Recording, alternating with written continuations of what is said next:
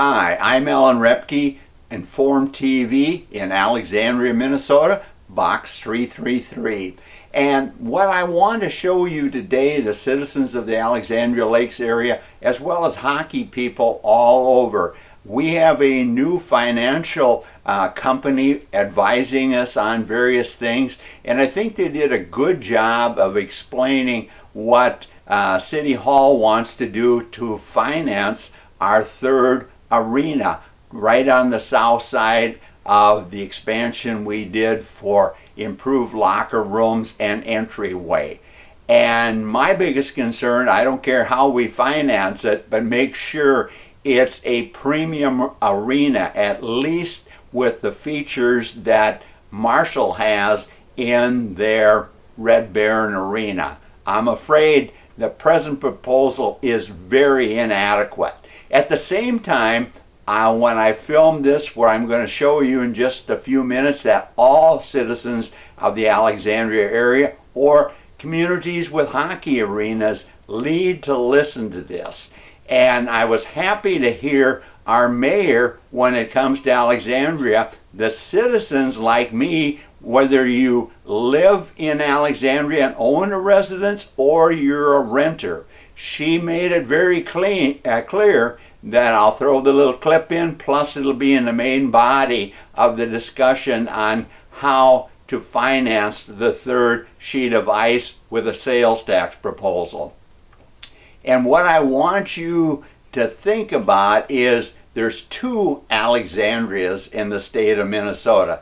The traditional city of Alexandria, there are 15,000 people now, also with another 15,000 people that are on our lakes and country estates that are tied to our sewer district. And of course, so we have 11,500 people outside the city limits, just close neighbors, as well as probably another 3,500 in the 6 townships or 7 townships that surround us that have their own drain fields on their country estates. It's time to bring these in, and I'm going to show you a little clip from our mayor who said she's tired of these folks demanding things of our city. Yes, many of them need it, of course, but then they pay residential taxes and are part of our city. When they tell us, oh, I got 10 properties in Alexandria city limits,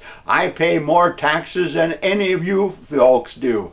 But if you have a business in Alexandria, folks, you can deduct that tax. What I'm talking about is whether you're a renter in Alexandria or a homeowner, we are paying for things like the expansion of the RCC, the ballpark, and all that every time we pay rent or send in your residential taxes. So look at this wonderful shoot I did and see if you can get Councilman Thalman to move and switch positions with Bill Francine or Amy, so I don't have his head in too much of my shots. But I think you'll enjoy it, and I'm including the struggle the city is having with our senior center, and I think you'll find that interesting as well. Remember, I'm Alan Repke, box 333. If you want to throw me a few bucks so I can get more content on and get me back on selective TV,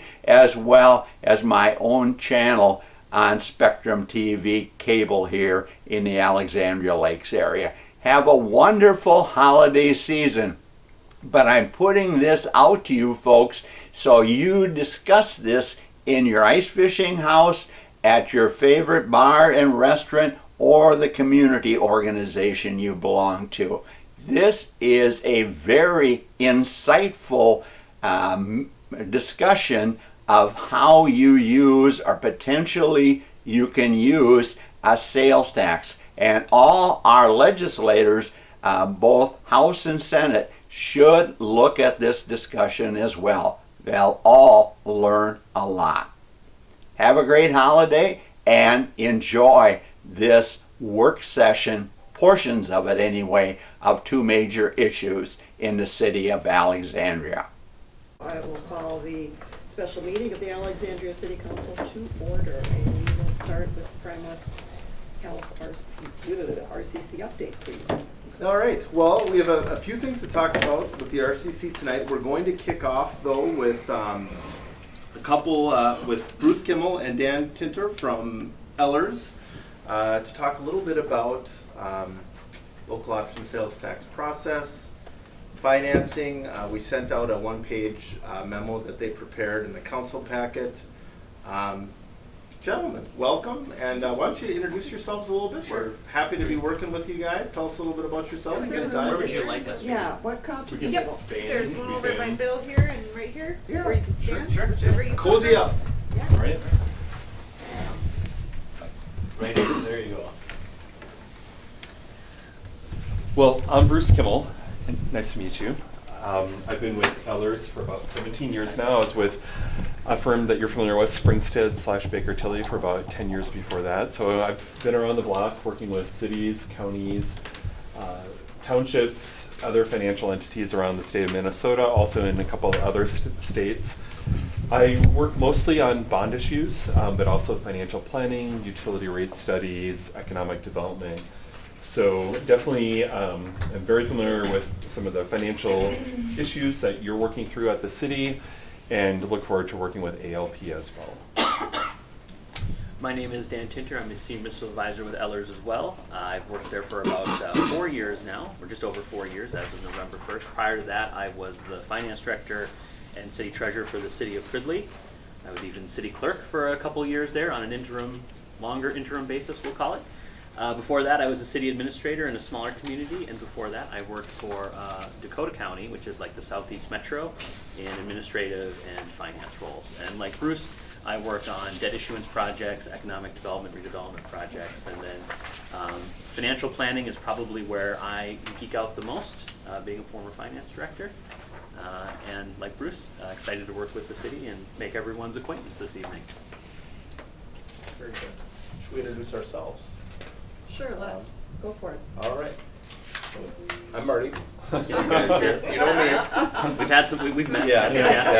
yeah. You're up, Mr. Allen. Scott Allen, Ward 3, City Council. Carl Wally, Ward 5. Bill Francine, Ward 1. Nicole Mace, Ward 4. Roger Thoman, Ward 2. I'm Amy Riedel, the administrative assistant. I'm Mike Weber, Community Development. And I'm Bobby Osterberg, Mayor. Very nice meeting all of you. Thanks for having us. And Vinnie's, And Vinny. It's okay, you're important. yeah. Well, He's what are the we, rink Vinny, and you manager. are? RCC manager. Oh. Our Prime West Health RCC manager.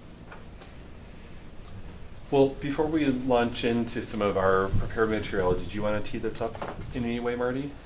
You know, I think what we've been kind of talking, and you know, tonight we're going to focus on some of the local option sales tax, but as Bruce mentioned, you know, we've talked about kind of some of the things that we look forward to talking with the council about as the months to come, just moving beyond this issue, which is in front of us. But because of the timing of this, as we've talked about, and I think Bruce and Dan laid out in their memo, we have the first deadline we have as we think about local option sales tax is that January 31st deadline to submit a resolution, or to pass a resolution and then submit it to the Senate and House tax committees. Our last meeting in January is on the 26th. So as we kind of, the purpose tonight, I think, is to kind of bring you an overview of that process again, and then Dan and Bruce has prepared a little bit of information on, you know, the mechanics of how, if we proceed and a vote is successful, obviously we're going to have to finance the construction of phase 3 of the Prime West RCC, and we've never had a local option sales tax in Alexandria, so Heather and I chatted a little bit with Dan and Bruce last week about kind of how we can, how they can help us walk through how that process even works, because that's different for all of us, because you have these different funding sources. So at any rate, with that kind of teeing things up, Bruce, Dan, kind of Great. tell us what you know. Okay. Well, I'll lead off, and we'll sort of tag team this. I won't read the memo word for word. Hopefully it was all pretty self-explanatory. But as Marty mentioned, in talking with Marty and Heather, they thought it would be a good idea to give a high-level overview of how you might get from start to finish in terms of financing RCC improvements using a loss mechanism. And you could also look at similar timelines with other funding mechanisms, including property tax levy, if you chose to do that. But this is specific to the lost. So as Marty noted, we contemplated a 1/4 cent local option sales tax. We understand that Douglas County is also in the process of considering making a request to the state legislature for its own lost. And because you already sort of know what a lost could generate in the city, it appeared that a 1/4 cent could be sort of an appropriate amount to go for with this proposal. You wouldn't have to, you could do something higher, but 1/4 cent seemed to be around the right place to start. And so, as Marty noted, the first step would be over the next couple of months to decide whether the council does in fact want to do a request of the state legislature. That's not a given yet, right? You would need to decide that. And then to pass a resolution seeking that legislative approval from the next legislative session. I will let you know, and Dan knows this as well, that there are many, many cities and counties around the state that are looking for lost proposals or to submit lost proposals. As you know, there was a couple-year moratorium at the state legislature, so nothing has been approved in 24 or 25. 26 would be the first new year for proposals, and I expect to see dozens of proposals from cities around the state and counties as well. So then that application again is due to the state House and Senate tax committees by the end of January. Hopefully, if they get done on time, which isn't a given, they would pass a tax bill with the city of Alexandria's authorization in it. And I should note the legislative proposal that you'd be making would be for the proposed lost rate, let's say a 1/4 cent, to generate up to a certain amount in project funding. So you would want to specify how much in RCC improvements on the high side you'd be looking to fund via the lost. And then you would also propose a maximum term, whether that be 20, 25, or 30 years. That's pretty common, somewhere in that range. It could also be it doesn't have to be in a 5-year increment, but usually you see cities and counties doing something 20-year, 25-year, or something of that ilk.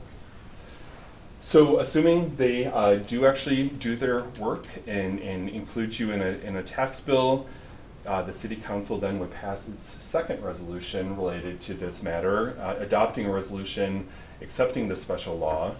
You would then pivot towards the actual ballot question. So you would need to craft a ballot question consistent with the legislation that was approved in St. Paul to go on the ballot for November 3rd of 2026.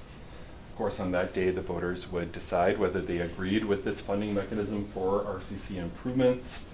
If they did, you would pass a third resolution actually authorizing the lost to start.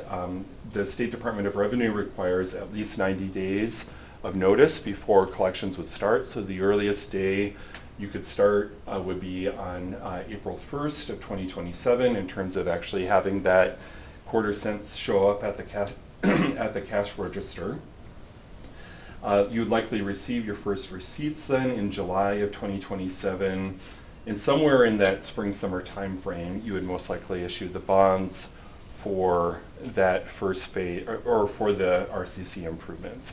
And we would, of course, be working with you all along that period from after the election in the fall of 2026 to whenever you see fit to issue debt to refine and get to the right financing solution. So it would kind of be a parallel track leading up to actually starting collecting the sales tax and working on the definitive financing plan for execution in the spring of 2027. Before we move on to the cash flow analysis, do you have any questions about any of those steps and the council's actions along the way? I should also note that there would be council resolutions and approvals relating to the bonds themselves as well. So that would probably be a fourth and a fifth council resolution relating to going forward with the bond financing. So what's your experience on is, why wouldn't they approve? What's it to them? It's no expense against the state. Right. So why wouldn't they just? Great question. Well, there's a couple of things, and I'm counting on Dan to augment my list. One is they failed to pass a tax bill. Yep. Which is the most common usually. It is most common. And they don't technically need to because it is an even year legislative session. So what they need to get done is a shorter list than in an odd year like this past legislative session was. Also, as you know, right now we have split control in the House of Representatives between the Democrats and the Republicans.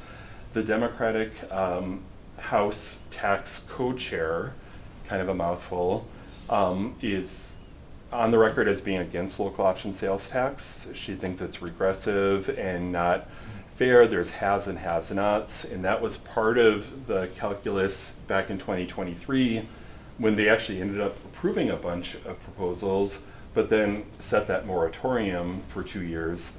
Now, they didn't do anything during that moratorium period, right? So they froze everything, and then they didn't change the rules or codify new procedures to make it more streamlined and efficient. So we don't really know what will happen this coming year. What did I miss? Anything? The only thing that I would add to Bruce's comments is that there was the report from the task force that was set up as part of the moratorium. Some of those ideas did make it into certain pieces of legislation, and they didn't actually survive to passage. So the one thing that could happen in this next legislative session is that some of those ideas around local option sales tax could be revived to the detriment of existing sales tax proposals. So there may be a bit of rolling with the punches, depending on what the city requests and then what potential changes, although to note, go back to Bruce's comment about some of the divisions that exist in the legislature on this topic, they still could fall prey to some of the disagreements they had when they failed to pass anything and then essentially let the moratorium expire and then revert back to this kind of existing structure around the local option sales tax. So if there is more discussion around this, all bets could be off in terms of what happens with it. So then what's the advantage, disadvantage? We talk about 1/4%, looks like we could do it, but why not go for a goal? Why don't you go for 0.5%? Does it the lower look better to them, the lower percentage type of thing? Is there? That's a really good question. There's there's differences of opinion as to whether the legislative committees and the legislature as a whole even care about the percent that you're asking for. I don't have a really good read on that. I don't think either 1/4 cent or 3/8 cent would cause anyone heartburn. I guess a concern might be, depending on what Douglas County is doing, if you do a 1/2 cent and they're asking for, there could be some question, including with your local legislative delegation, as to whether the combination of those things is too much. I think it's really probably more pertinent to think about what your voters here at the city level are going to think is reasonable and what seems to be the right level of investment for the community center. And I would agree with Bruce, and we'll talk about the cash flow in just a second here, but generally based on the estimates that currently exist for improvements to the RCC, we really do start then to arrive at what the appropriate level of sales tax would be to inform the bond issuance, the costs, and then ultimately making sure that whatever lost is adopted, if this thing goes the whole distance, actually cash flows against the debt service payments and the needs of the actual facility. So the amount of the sales tax could be different if it turns out that the project is larger or there are other needs in the community that could also be potentially supported by a local option sales tax. The last thing I would just note in relation to your question is there is this issue of regional significance, right? You've heard that term before. It gets bandied around. By what the legislature approved in 2023 when they basically approved all of the proposals, there's no question that what you're proposing to do at Runestone would meet the same level of regional significance, right? You serve an area that's greater and a populace that's greater than just City of Alexandria residents. Whether, though, to Dan's earlier point, they decide to change the rules or have a certain interpretation this coming year, I don't see that happening. And I would say there's lots of proposals that have no more, lots of proposals coming for this next legislative session that have no more regional significance than yours does. So I think you're in good standing there. It's just another question mark. Yep. We just can't, we can't tell what will happen. And this might be, I don't mean to be glib or flip, but like the question of regional significance is set by the legislature. When the legislature adopts the tax bill, they can ignore or augment or interpret for themselves what regional significance means, because this is not necessarily something that's defined clearly in the statute It's itself. not, yeah. But yeah, I was just gonna say, but you said the number of people that are asking for this in other communities, is that gonna carry any weight? I mean, is it greater than what it has been in the past, or is it just a?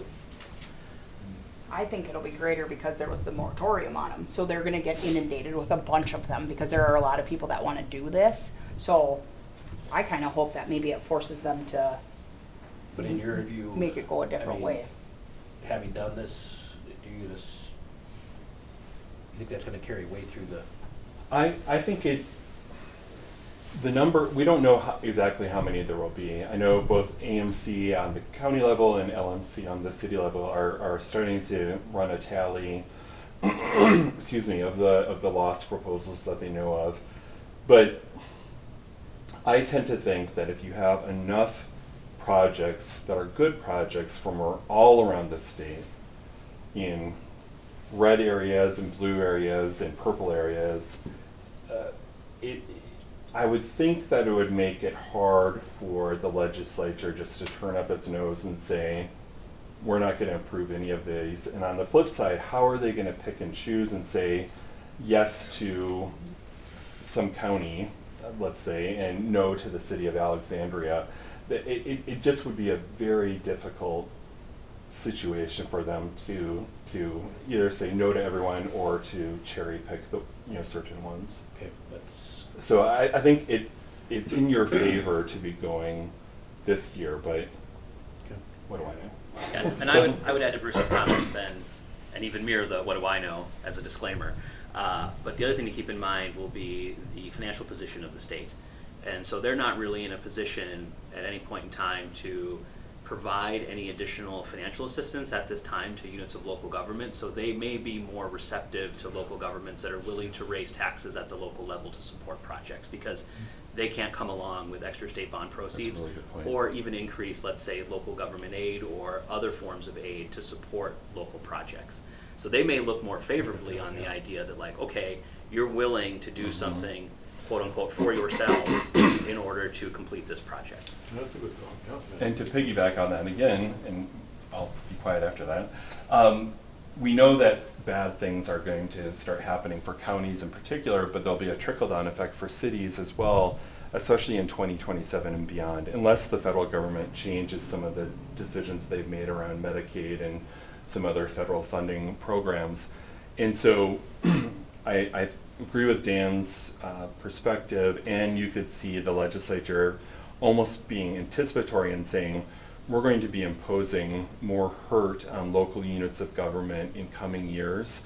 And so how can we really say no to them doing things of their own accord? I could see that playing in a little bit too. And the virtue of the referendum, kind of, for them, it's just saying yes to the proposal in the first place. They're not the final deciders on this by virtue of the law. So I could see them just, to Bruce's point, just punting and saying, okay, you can have the approval, and then let's just see if your local populaces throw in for it or not. Yeah. They're kind of passing the buck in that way. Exactly. Yeah. Did the revenue sharing with the outstanding, or the communities outside of Alec, did that fall by the wayside? It did. There was no bill adopted that included any modification whatsoever to the current local option sales tax process. Right. to my comment earlier, if some of those proposals were revived, that could change some of the calculus here, reaching back to your question about what is the right amount. If suddenly 15% or some odd percent of the local sales tax collection is sequestered for an equalization account, that would change the financial calculus here, because then we would potentially have to raise more sales taxes in order to meet the debt service obligations on the bonds, or the city would have to consider a different size of the project. It's hard to know what that would look like until we actually saw what some of these changes in the rules, how they could impact some of the financial calculations. Would we know, so we would go to St. Paul with Quarter Point. And then in May, suddenly they decide that we have to share that with surrounding communities. Are we locked in with our Quarter Point? So we're not going to know when we request. Right. To your question, I think the most likely outcome would be that they would start the equalization account for sales taxes that are adopted in the following year. Okay. I would assume. I don't know that. They get to decide that, but I think to avoid the confusion and chaos that your question raises, I don't think they would send everyone back to the drawing board and say, oh, now you got to figure it out because we're going to vacuum up 15% of what you thought you were going to collect, or whatever percentage they decided upon, if they in fact even opted for that form of the local option sales tax methodology. The other alternative, I guess they could say, well, you have because we're changing the rules, you have a chance to amend your proposal. True. If you're already in the hopper, they wouldn't let more people jump in, but Alex, do you want to increase to 0.3%, for instance? Okay. Yeah, I think they could give you some grace in that way. And when we go to St. Paul, do we have to have bonding numbers in place as far as years out, whether we do 10, 15, 20? Yes. We have to have all of that. Well, you wouldn't have to have all the bond specifics, but you would have to have, thank you so much. I don't think I'm infectious. Like I said, this upper Thanks for mentioning that. right? Especially sitting next to you, sorry about that. Yeah. Just upper respiratory stuff, but thank you. So as I noted, you would need to put the percentage, the maximum amount of project funding that you would look to have either from lost cash or lost bond proceeds, and then a maximum term. And so, for instance, we are showing just a 20-year term here, but I would most likely recommend to you that you ask for potentially a little bit longer term in case the sales tax revenues aren't what are projected, or if we have a major downturn. And we can talk more about that at later meetings too. But what we show in terms of a game plan isn't necessarily what you would want to ask for, just to give yourself more cushion.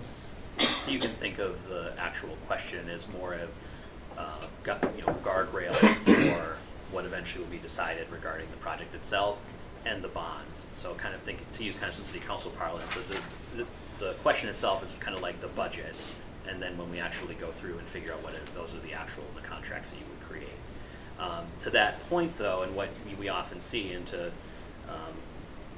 maybe not put too fine a point on what Bruce said, normally what ends up happening in these situations is you will ask for likely a little more and a little longer than what the project might actually be to allow yourself that flexibility.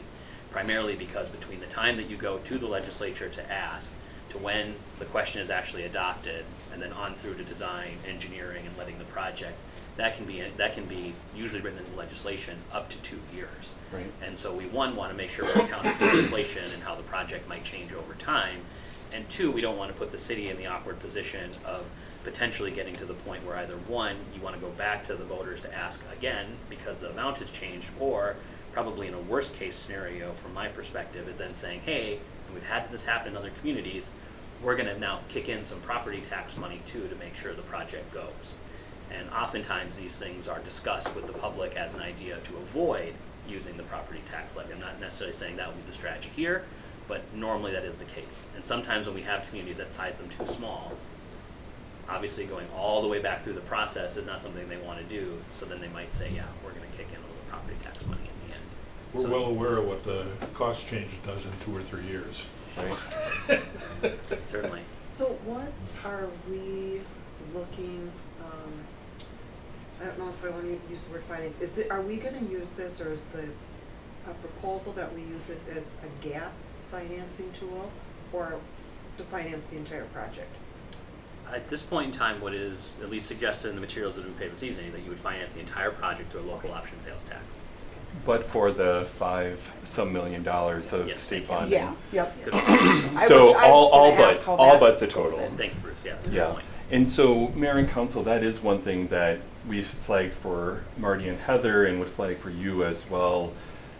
You've got a unique situation with this state bonding money, right? And so you'll want to be really clear as an governing body, but also in communicating with the public as to, when you're talking about dollar amounts, are you talking about a maximum project cost? Are you talking about a maximum that would be funded with lost, or something else? Because you don't want to use those things interchangeably. You know, for instance, you don't want to say a maximum $25 million project cost when you actually might mean 30 million, including the state bonding dollars. And I'm just making those numbers up, but you can see how that could trip things up both for you as a governing body as well as in communicating with the public. So it's a good problem to have, that you have that $5 million in hand. You'll just want to be really clear in your deliberations as to how much are you looking for from lost funding as a maximum. And I should also note, you know, you could go to the state legislature and ask for, I'm going to make this up, $25 million of maximum lost funding.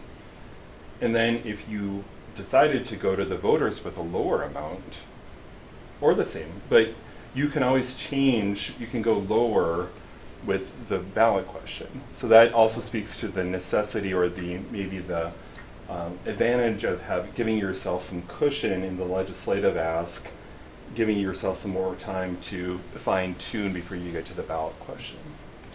It may be a factor.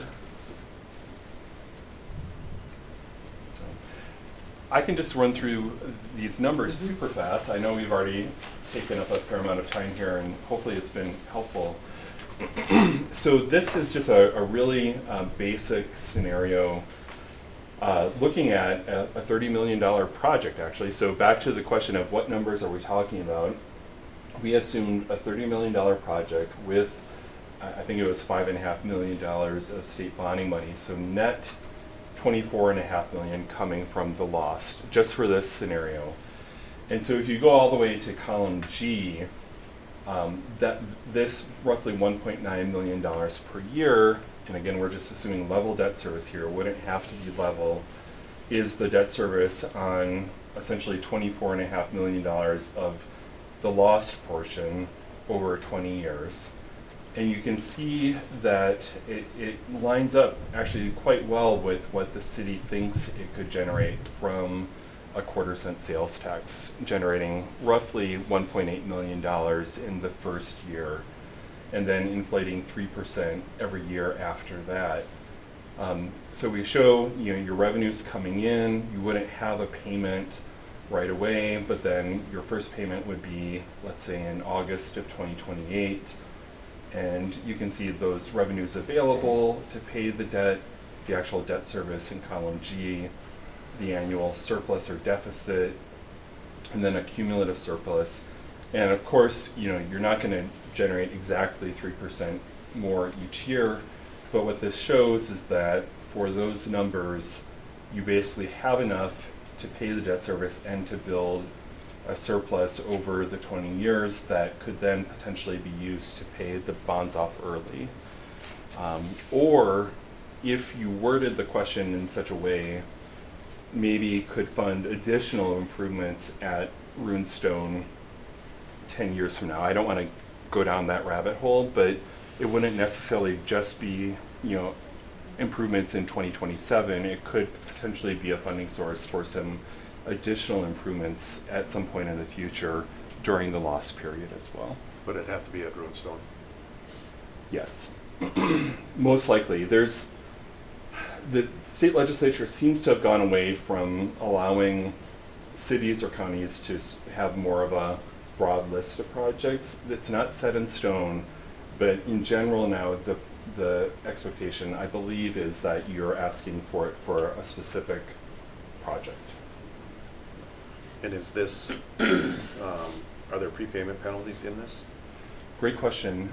With this bond, you would probably have a prepayment option after 8 or 9 years, let's say 9 years, and it would be with no penalty. And it would be, you could prepay at that 9-year point or anytime after, and you could do multiple prepayments if it made sense to do that. Okay. So Bruce, just so I'm understanding some quick math here, on column G, if we've got a $24 million balance or Yep. request, that totals on the total debt service, $38.5 million. So that's a difference of $14 million. Right. Is that all interest? Yes. Okay. Basically, there's some issuance costs involved in there too, but it's all bonding costs. And that's a great question, because the lost authorizations from the legislature and that you would put to the voters would be for a maximum project cost, whether it's 25 million or something else, to be funded from the loss plus associated financing costs. So that's why all of the bond debt service would be eligible to be paid from the lost. And who's making that interest? The bondholders? Yeah. Yeah. In the original ask, can that, just outside of just building the building, can it be, also include retrofits in the current structures, scoreboards, electronic, that type of stuff, seating? Yes, I think that's where you might get some questions from certain members on these committees as to what is the exact scope of what you're anticipating, but you really can go to them both to build new things and to improve existing facilities. Now, The ballot question can be written as such to, let's say, expand or construct new and improve existing. But it all comes down to what's in the actual legislation and the ballot question when the time comes to actually make the outlay. So you'll want to be very particular about what that says, anticipating what you may want to spend the lost proceeds on. And I think we have an advantage, and we talked about this a little bit with the bond legislation that we have from 2020 is specific, says renovation and expansion of the Roosevelt Community Center. So that's kind of what the state's expecting us to do. And they don't necessarily, for the purposes of, as I understand it, the renovation doesn't have to equal a certain, it just, Right. Are you renovating something? It's as basic as that. So I think, Bill, to your point, if there are, like right now, we have our most recent cost estimate that we looked at a couple months ago was around $21 million in today's dollars. And Bruce is talking about maybe up to 30.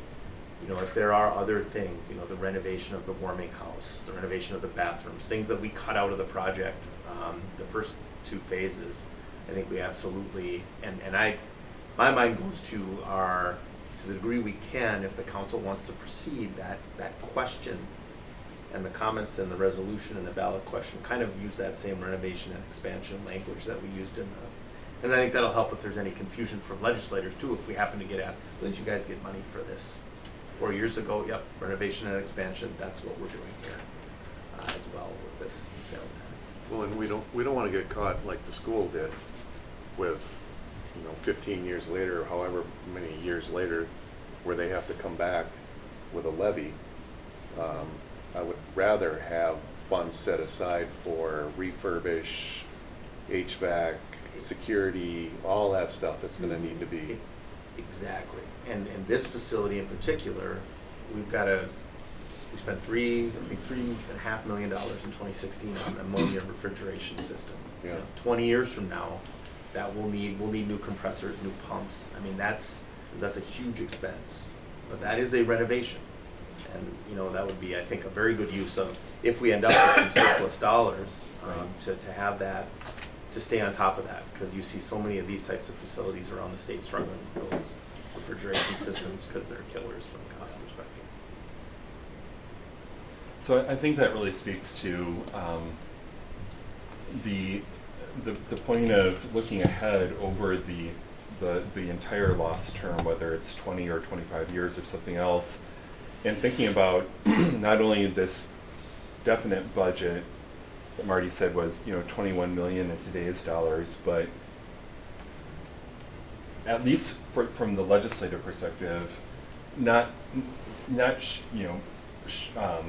putting yourself in a corner. I would definitely recommend going a little bit higher with that 20-year time horizon, and a little bit longer. And again, you can always decide, should you get the authority to present something less to the voters, but to give yourself that flexibility.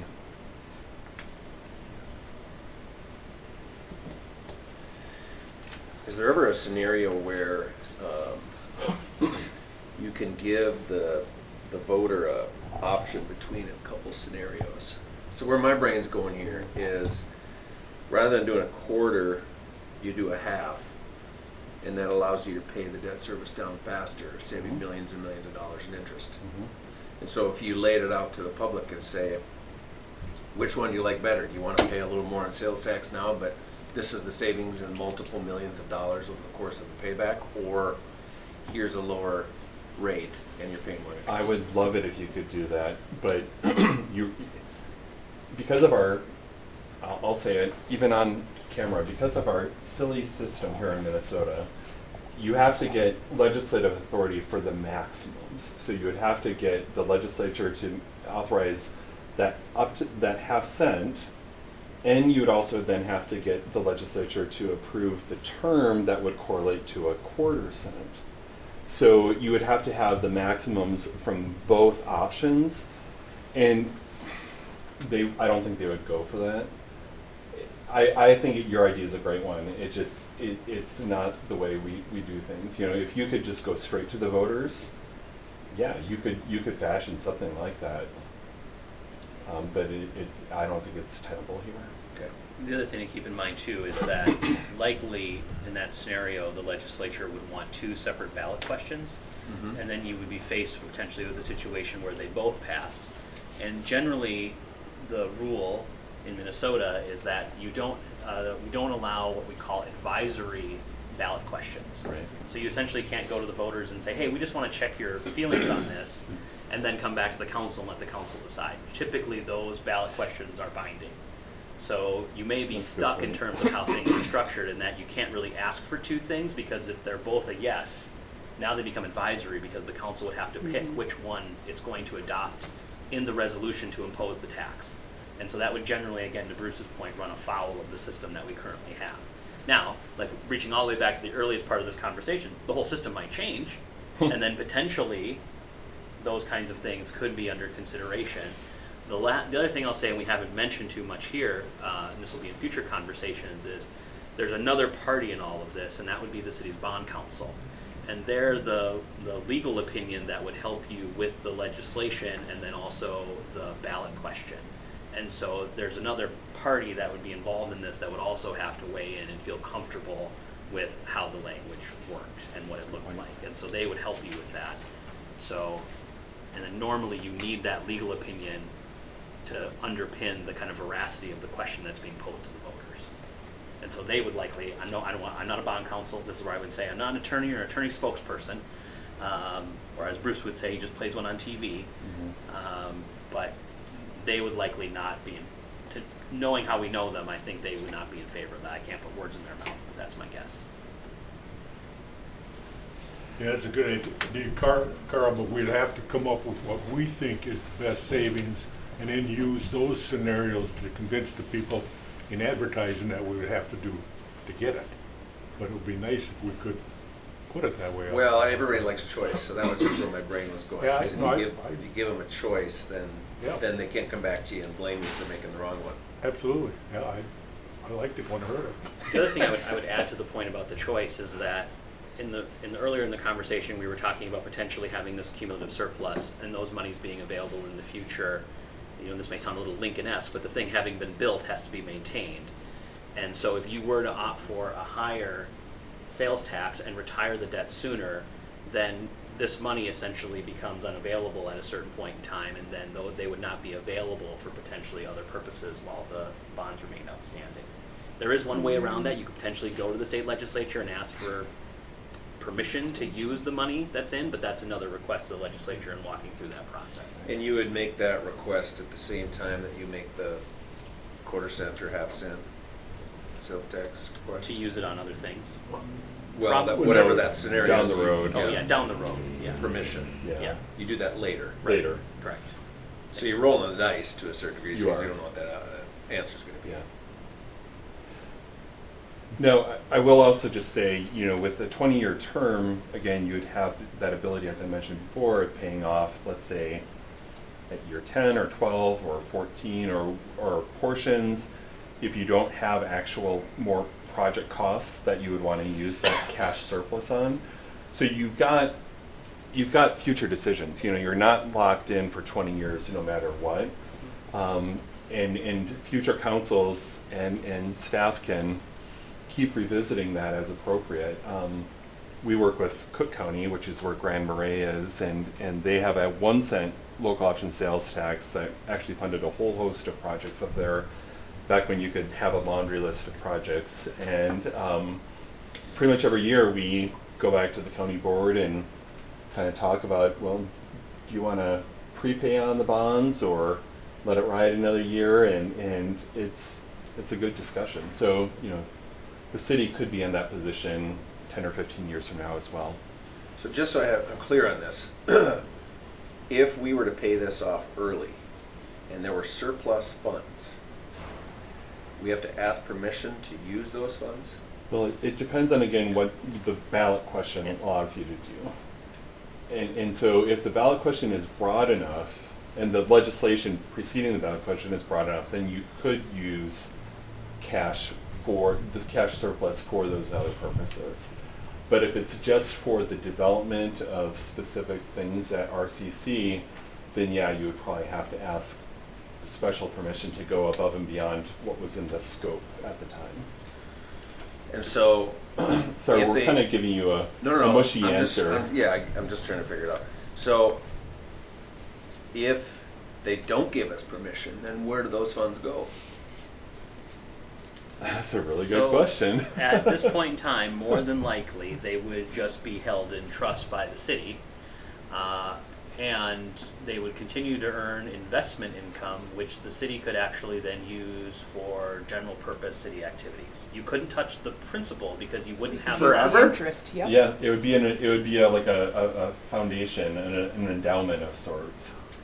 Because the state doesn't have claim to it; it's not their money. Well, that's kind of my confusion here. Yeah, is that we raise this money, but they're not going to let us spend it. So in the all likelihood, if you went back to the state legislature and asked, they would say yes, because you're not going into their pocket for anything. You're just saying, hey, we have this money. We didn't anticipate X, Y, and Z 15, 20 years ago when all these decisions were made, and now we just really want the Mother May I to use it on either the same project, but it just maybe doesn't fit squarely into the ballot question that was adopted at the time, or potentially a different project that would maybe still meet the same kind of spirit of what the ballot question was adopted for. But in theory, you could be in a twilight zone. Yes. We don't think it's likely, but you could be in a limbo. But ultimately, if you would have in this scenario, if all this came to pass as projected here, you'd have $10.2 million sitting in a fund. It would be invested by the city, and any of the investment earnings, you can't touch the principal, it'd be like an endowment, would be available for general purpose activities. So you could then, let's say, take the earnings and put it towards park projects in the community, if you wanted to. But again, that would be, to Bruce's point, 21 years from now, and at least in this scenario, and every council hereafter would have to kind of remain convinced that that's what was going to happen. Dan and Heather will still be working 20 years from now. Well, I was just going to say that. So the observation I have of this discussion is I don't hear any pushback on the idea of requesting the sales tax opportunity from the legislature. So then the next step in my mind becomes, we've got until probably about the 1st of January to get kind of the ballot question put together so that we can clarify some of the exact things that you've been asking and decide if, yep, that's the way we want to go, or no, add something else. And then I think the numbers become more relevant. When we understand what it is we're asking for, then these numbers start to mean something to all of us. So I guess what I'm kind of looking for right now is just, we're not gonna vote on anything, but just, am I understanding this correctly, that we would like staff to move forward with what we need to get done based on the timeframes laid out in the memo? And honestly, I would like us to use a very early January date, so that at the first work session, we can sit down and have this discussion again. That will be more meaningful and be on track to get all the other stuff done. Are you guys able to draw up, I'm sure you are, a scenario where it's half a cent instead of quarter cent? Sure. And then, Yeah, we can work with, to the mayor's point, we can work with Marty and Heather on that. And then, is there a need for, I know there's a desire, is there a need for council input on what that ballot question looks like? Or have we had enough discussion here that between the four of you, you could come up with some really great ideas of what this would look like? Well, from my perspective, it sounds like it would be in our best interest and future council's best interest to word the ballot question broadly enough to allow for more improvements at the RCC. I mean, because no matter, the one thing we don't know, and we'll never know whether it's this May or the next legislative session, is what they're going to do. So if we set it up so there's less chance that we'd have to go back to the legislature and ask for anything. Now, we know they can change the law, but I think, Dan, to your point, if they make a big swing, it'll probably be, you would think, starting for future questions and not what we have this year. We don't. You know, in addition to that, having been on the RCC committee and knowing that that building is 50 years old, we have never done that. We have never planned for the maintenance or expansion of that building. And I'm kind of getting to the point of where that is just not good stewardship of public funds. Plus, we've always counted on the little tiny population of the city of Alexandria to fund everything. And I just don't, personally, I don't feel that's right. And we're serving a bigger area. I think everybody needs to take part. We get the user groups to come up. Right. So, I agree 100% with you. This is our only opportunity to bring it up to where it's maintained and continued. Okay. Well, thanks for the feedback. Yeah. Okay, so we will move on to the emergency. All right. Thank you. Thanks for having us. You guys are certainly welcome to stay till 10 o'clock tonight. This is not Bruce's only council meeting this evening. We had a bond sale for the city of Minnetonka that I need to go back and present results at. So thank you for having us early in your agenda. That worked out really well. And It was lovely to meet all of you. yes, thank you. Hey, Chris. 70 miles an hour, 70. Yeah. Luckily, the snow isn't until what, tomorrow? or- Tomorrow, yeah. You're good. We'll be traveling the posted speed limit. Yep, so I guess we'll see you in a couple weeks. That's right. Yes, thank you. And have a great Thanksgiving. Thank Yeah, you all. Yeah, Thanks. thank you. Dan. It was good to meet you. Plus, we've always counted on the little tiny population of the city of Alexandria to fund everything. And I just don't, personally, I don't feel that's right. And we're serving a bigger area. I think everybody needs to take part. We are going to jump right to the 2026 budget. As you know, we've got our truth and taxation meeting at our next, or public hearing at our next meeting, and so we need to make sure we got this nailed down. It's coming around, so it's the same thing you've seen almost every time. We're gonna start at the very first page is what you passed for your prelim budget. We're at 8%. After some refining and some information that we just received back today on work comp premiums, we were able to get it down to 6.06 from that 8. Yay. So we're very happy about that. So some of the updates, the police union negotiations, they were accepted by both unions, so you can look for that also at the December 8th meeting for That's great council news. approval on both of those contracts. Personnel budget, there was a few modifications that we had to do. When we run our budget, we keep all of the current incumbents in there, and so then when we get to our final budget, or excuse me, anybody who either separated employment and replaced, we keep in there as the person that we had originally in there. And then when we get to the end, we will take the incumbent that's there now, and usually there's some wiggle room in pay because we're usually not paying it the exact same wage. So one thing that did come to light when we did that is that we missed the public works mechanic when we did our original budget because Brian Armstrong had been separated from employment, 6-8 months at that point, and we forgot to add him in as an opening or a vacancy. But we got that all sorted out, and that's in there now. Some expenditure adjustments that we made. The biggest one to note is the reduction for work comp premiums of $75,000. Wow, wonderful. And we may still be high on what we have in the budget, so we will continue to kind of watch that as it comes, but that was kind of hot off the presses at 3:30 today. We did increase the city attorney prosecution budget. If it keeps on track the way it is trending this year, we will need that increase, so we increased that by $13,000. We did increase natural gas revenues by 20 to try to offset some of the increases. And the assessment search and release, Amy's been working hard for us. We increased that with our fee schedule. It used to be $10 a assessment search or release. We increased it to $25. So we have increased that line item to $10,000 year to date with 2 months to go. I think we're at $9,800. So that has generated a little bit because they still get them done. We'll continue to monitor any other revenue expenditures all the way up until the 8th, just in case something big happens to come through, but we'll let you guys, the council, know what any of those changes might be. So then on the next page, just to kind of get it back in front of you so that everybody is aware of, you know, what other funds go into this total amount. So here we have the discretionary levies. These have not changed since the prelim budget, but I just wanted to make sure that the council knows those amounts and where they're going, if there were any discussions that anybody wanted to have on any of those.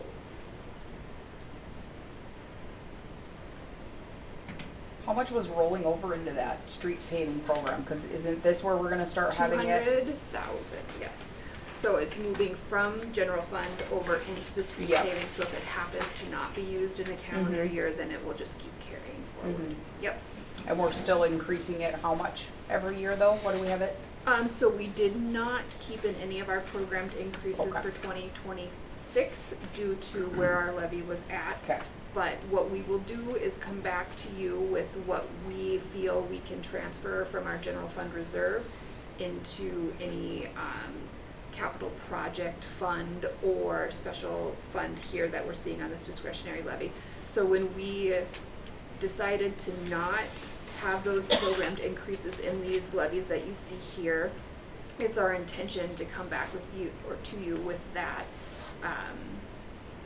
general fund reserve transfer and kind of target those dollars into some of these funds that we didn't increase so that those funds can be put to use.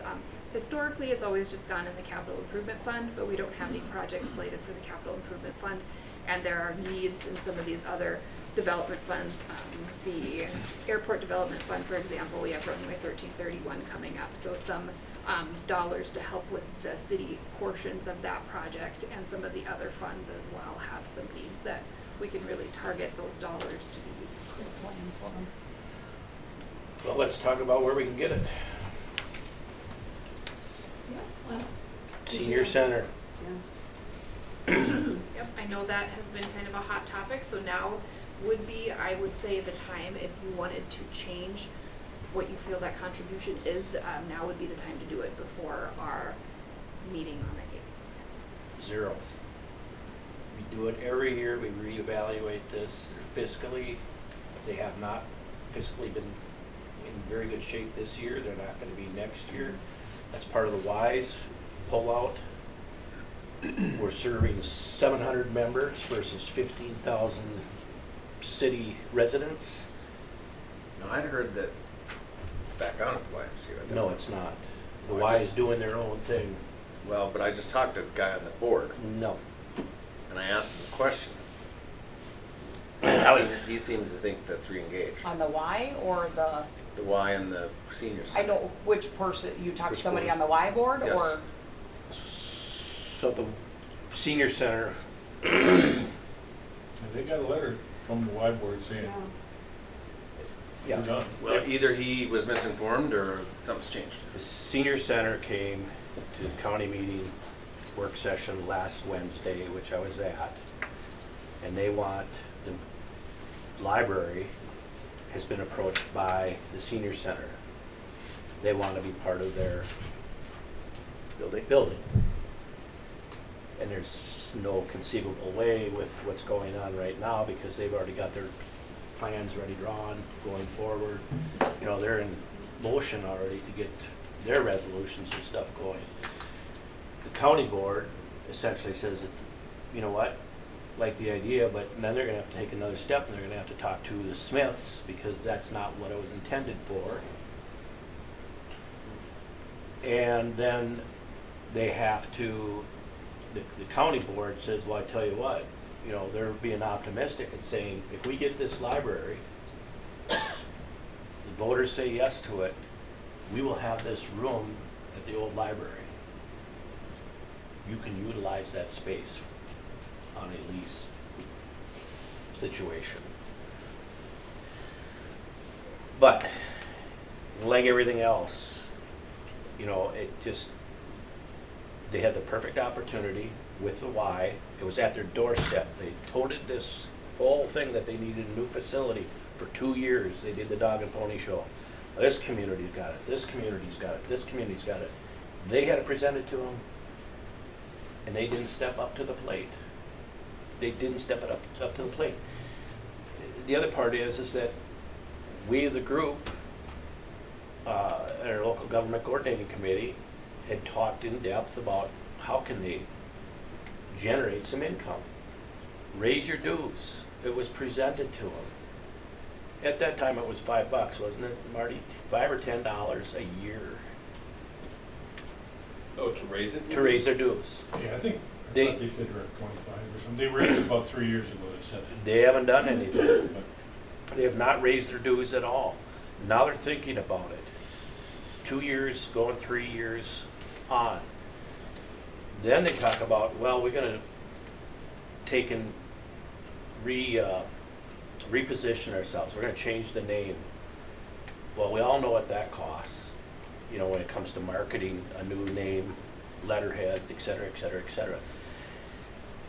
I think we just have to take a step back. This is not your year. We have other priorities. They need a hard look at what's happened as to, okay, we have to make some things happen on our side, and whatever they may be. But I can't, to constituents, say we're subsidizing an entity that's not fiscally, sound, and feel good about it. I mean, you wouldn't loan somebody money like that. You know, none of us would just keep feeding this group. And I wish they were here tonight. I mean, but they're not. They have been. But that's my off the podium. I understand Bill's viewpoint, and I'm not disagree with it. I'm not comfortable with the zero though, because there still are seniors from the city that are going, including our past council members. You know, Dave Benson goes there religiously yet, or was off of it. To us to give more than a county, I don't agree with either.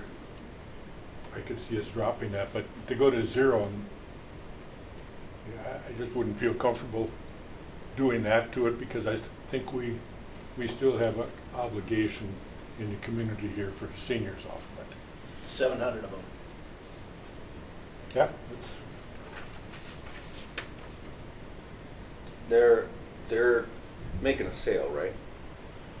They're making a sale. Aren't they selling something? Nope. I thought they were selling their As far as I portion of the know. building. That was part of the. if they would go to the Y. If they go to the Y, Well, let's say they go to the library space, they would have to sell.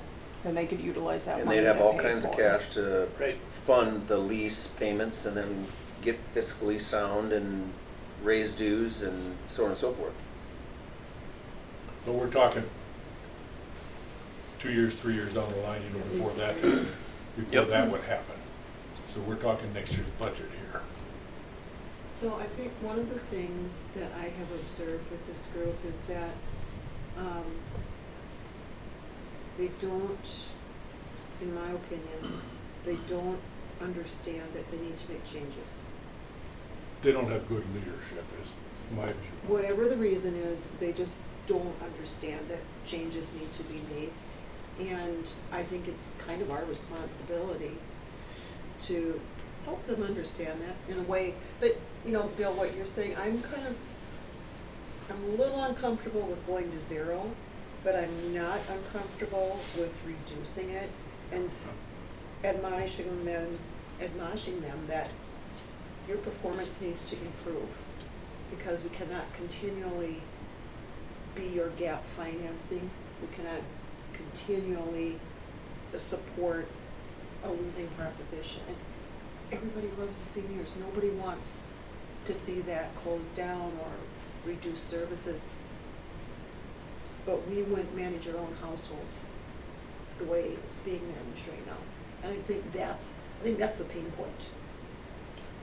You know, if they came back with a balance sheet or income, some financial documents that show that they are at least making some progress toward being self-sustainable, or if you assume that that group is never going to be able to sustain themselves, then minimize the contribution.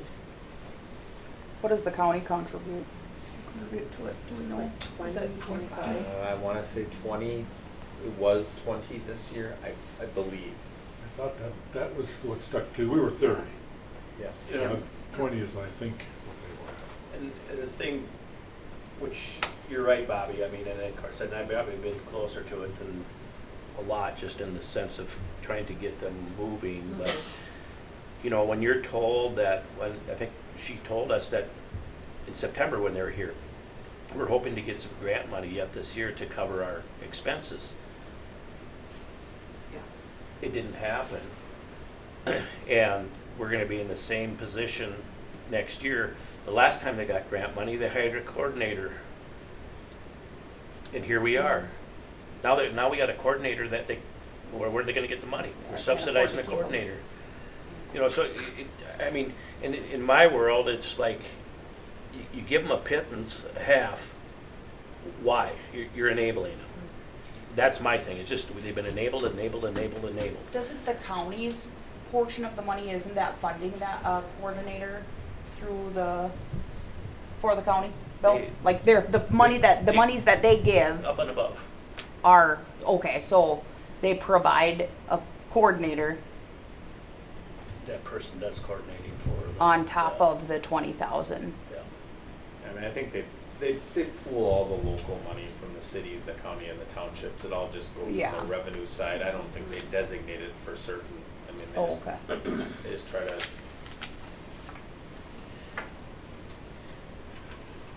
You know, to expect them to change just because we give them $15,000, it isn't gonna happen. They're gonna come back, they're gonna want 40 the next year, and they're gonna be in the same position. It's just a hard decision for us, and it's hard reality for them. And they've got, you know, and I've heard it, we couldn't be out at the fair because we lost all the revenue out there that we, you know, got for selling our proceeds. Well, why? Well, we don't have any volunteers. Well, okay, I get it. You know, go down to this farmer's market and sell less on rosettes till you're blue in the face every Saturday. You'd gain that back in that time, but it's just, gets down to who's running the program. And love the person, love the seniors. I'm one, you know, not there yet, you know, but yeah, it's and I'm willing to take the wrath from my people or whoever. I can explain my way out of it and have already, you know. So I guess it's a group decision. What if an agreement was made where we say, we're going to give you X, but you have to show us this going forward, so that we actually get some results where they feel there's some. Designate the funds. Yeah. So there's repercussions, right? There's accountability. There's not just a free handout. You'll get this if we get this in return. My trouble is, how would we come up with? We're behind the 8 ball here. For one thing, this has got to get done. And And, I mean, you're still levying the dollars even if you say, you have to do this in order to get this. So even if they don't get this, so we still have to, we can't go back to the county. I'm not talking about for this budget. I'm talking about for future budgets. We say, okay, we're going to budget this much for 26. But going forward, we're not going to budget anything unless we get your financial poop in a group. Well, can we leave, what did we budget for this year? 30? 30? Oh, I was thinking it was 40. Okay. they asked for 40, I think. Oh, Yeah. okay. We could drop it to 30. I would, They've been asking for 40 for the last 3 years. yeah, Yeah. I would be comfortable with going with 10, but then make a point blank, as Carl said, that's for this year. Going for next year, it's going to be 0. Next year it's gonna be 0. Unless you can come up with some Yeah. kind of measurements. A plan, just a plan. And we asked Make a that, plan. you know, Bill, I mean, we asked that 2 years ago to come with a Yeah. plan. Yeah. Did we Well, ask for a and, lot you know, of and- information and didn't get it? And even the performer, I mean, sitting I mean- there with Shelley Kay that day, here's, you know, wanted to talk all the way around it, and I finally said, well, where are you at financially? Well, and then she slides the paper across the table. I said, you're not doing well. You're behind, you know, you're in the red again. Well, I can change the performa. I can change this. Well, You know, like, oh my Did gosh. the man, I got a call from one of the officers, I won't put names into it, you know, saying that working this thing out with why this person was telling me, well, this is all my decision. I made this decision. I'm sitting there, you're just an officer. Where do you have the authority to be doing this? It doesn't look like they have got a workable framework together how to do things. I mean, and that I agree with Bill. You don't keep throwing money down yeah. rabbit hole too, but I mean, I'd very be comfortable with taking a big cut this year and say next year it's going to be 0 unless we have come up with some steps to show we're something. Well, we'd have to, I mean, there'd be metrics, but, and just kind of to ask the question, I mean, is the main, because if they had completed the move to the Y, they would still be asking for the same amount from the city in the long run. I think it was 100 they were going to ask. Well, yeah, and Yeah, probably yeah. kind of Yeah. growing Yeah. that Every over year. time to try to match, I think, the lease payment is what they were trying to do, that governmental dollars would roughly, between the 3 townships, county, city, cover whatever that lease payment was going to be for the Y. But even that that adds to Bill's point, is that they continue to make decisions, like moving to the Y. It's going to cost them another 100,000 or 100,000. They got a shortfall there, and they expect others to bail them out with that shortfall. You know, I mean, don't move. If you aren't making it right now, and you want to 2.5 times increase your deficit 2.5 times by this move, then that answer should be no. And they just assume that they're like our kids. They just assume that we're gonna cover the shortfall. And I don't know. Do we know what they have in their reserves right now? I haven't seen a balance sheet from them in a long time. There's my point. We don't have any information to justify giving them anything. Period. Other than we always have. Right. You know, well, and that's where, and I'm certainly not trying to, I mean, it's a difficult decision. I think it's from their viewpoint and whether the public ad is, I think the question is whether, wherever they are, is this a function that we feel merits being a service that the city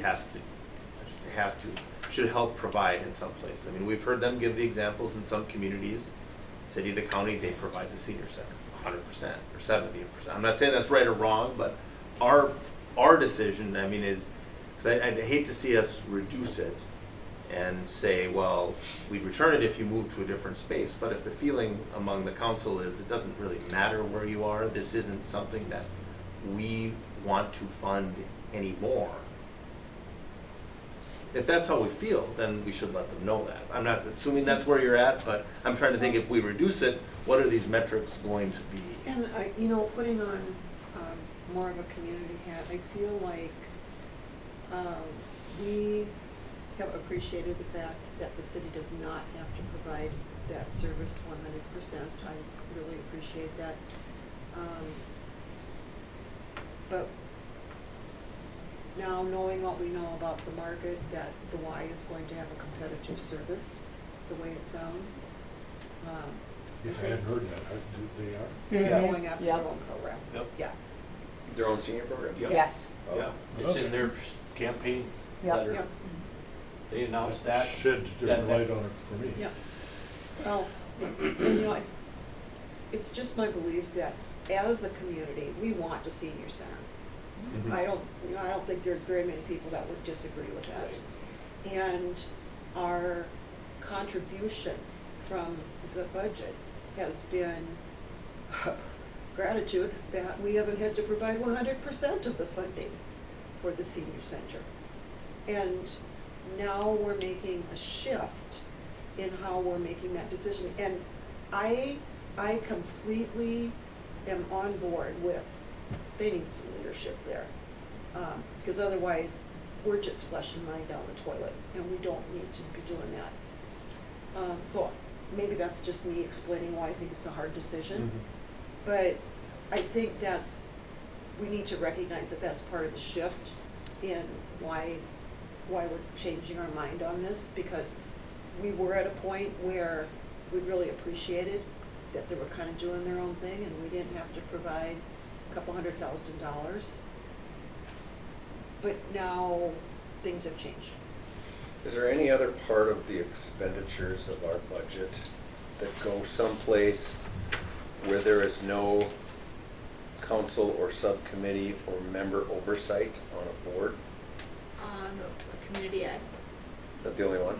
Well, Humane Society. Yeah, Humane Yeah. Society, those are the kind of, you know, we have a seat on the Community Ed Advisory Council. You know, I'm invited to those meetings, attend those quarterly meetings. Lynn reviews what they're doing. We don't have direct, like, oversight over every dollar of that funding, you know, we. But there's somebody on the That's a board. good Humane point. Society is a You made a different. good point. So, Yeah. I mean, if we're spending taxpayer dollars, there should be some connective tissue between the city and the council to that entity that we're spending dollars on. It's a good point. Well, what I heard here, if the Y is gonna be doing this and the Y is advertising this, to me, the issue has gotta be, you need to work with the Y union and settle us down, because you can't operate two of them. Doesn't make sense.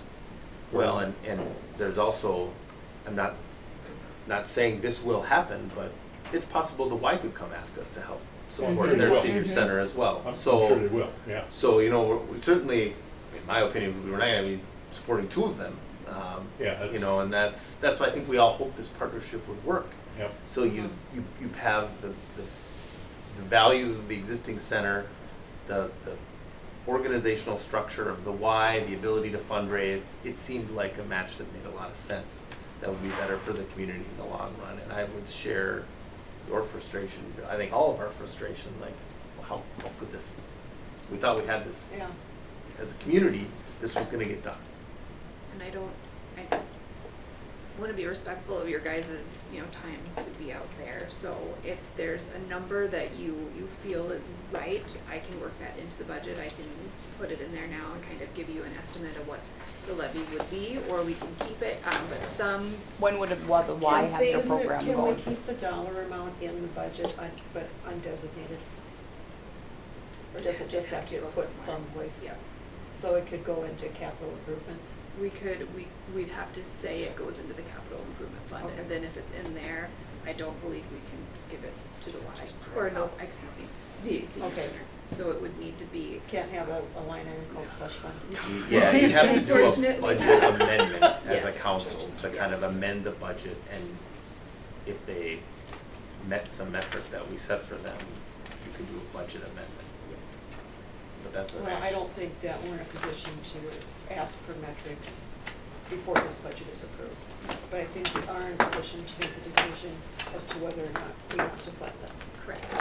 And if so, how much?